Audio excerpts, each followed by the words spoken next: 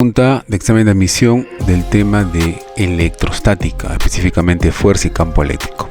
Una partícula de 2 por 10 a la menos 21 kilogramos de masa y de carga 1,5 por 10 a la menos 19 coulomb se encuentran en un campo eléctrico constante y homogéneo, siendo el valor del campo eléctrico 1000 volts sobre metro.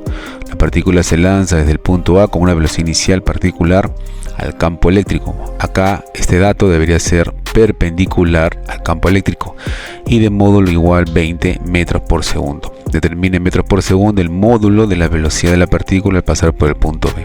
Acá tenemos la partícula que inicia en el punto A e ingresa al campo eléctrico. Estas flechitas en paralelo representan el campo eléctrico. La partícula ingresa de manera perpendicular con una rapidez de 20 metros por segundo.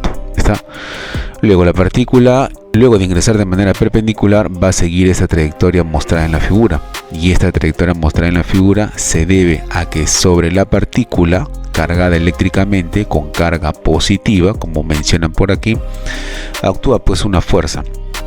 ¿Qué fuerza la obliga a moverse? Describiendo en la curva la fuerza que le aplica el campo eléctrico sobre la carga positiva. A esta fuerza recuerden que se le conoce pues como fuerza eléctrica.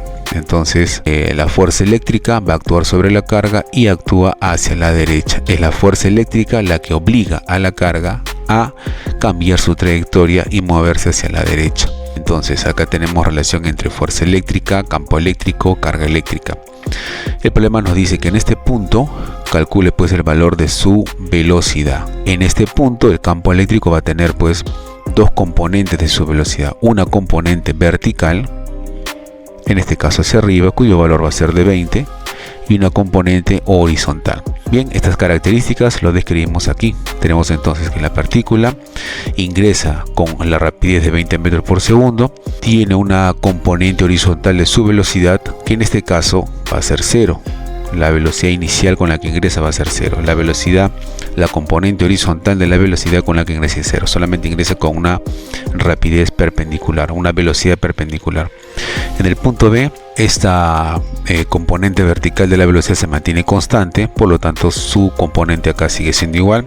Y la que cambia es la componente horizontal de la velocidad, que inicialmente era 0 y ahora pues tiene un cierto valor que hay que calcular. Bien, la resultante de estas dos componentes, algo así parecido al movimiento parabólico, viene a ser pues el valor de su velocidad en el punto B, que es la respuesta final. Por la parte de electrostática, ya hemos descrito que la fuerza eléctrica que actúa sobre la carga obliga a la carga a moverse describiendo una curva, como se muestra en la figura. Esta fuerza eléctrica es el valor del campo por la carga. El valor de la fuerza eléctrica, campo por la carga, y reemplazamos. Acá tenemos campo eléctrico multiplicado por la carga, pero resulta que la fuerza eléctrica aplicada a la carga no solamente le produce un cambio en su dirección, sino también le produce una aceleración. Por lo tanto, acá podemos usar la segunda ley de Newton y describir pues masa por aceleración.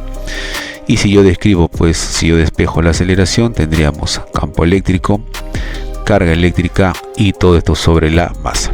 Por el tema del MRV, tenemos que existe MRV en la componente horizontal de la velocidad, ya que hemos dicho que horizontalmente pues hay una aceleración, producto de la fuerza aplicada a la masa le produce aceleración. Entonces de manera horizontal hay una aceleración y el MRV se va a aplicar a la componente horizontal de la velocidad, que al inicio era 0, y luego tenemos que calcular la componente final de la velocidad.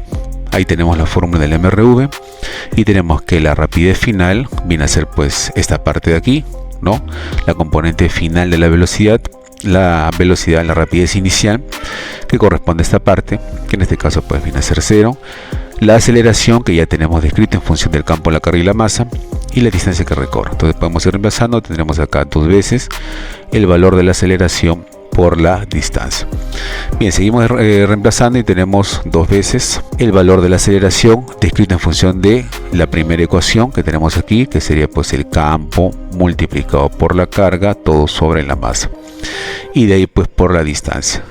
Listo, entonces finalmente hacemos el reemplazo y tenemos que la rapidez final, la componente horizontal de la velocidad final elevado al cuadrado, va a ser igual pues a 2 veces, y reemplazamos el valor del campo, que es 1000, en este caso pues sería 10 al cubo, multiplicado por la carga, que en este caso es 1,5 por 10 a la menos 19, o que es 15 por 10 a la menos 20, el valor pues de la distancia que recorre la partícula, que es 0,15 centímetros, o sea 15 por 10 a la menos 4, ya transformado en metros. Hacemos una aclaración: 0,15 es 15 por 10 a la menos 2 centímetros, pero un centímetro llevado en metros es 10 a la menos 2 metros, por lo tanto sería 15 por 10 a la menos 4, y todo esto sobre la masa, ¿no? Y el valor de la masa nos dan como dato que es 2 por 10 a la menos 21. 2 por 10 a la menos 21. Listo. Haciendo los cálculos y extrayendo la raíz cuadrada, tenemos que el valor de la velocidad corresponde a 15 metros por segundo. Finalmente, el valor de la velocidad en el punto B es la resultante de 20 y de la componente horizontal final. Así que si quiero este valor, aplicamos teorema de Pitágoras.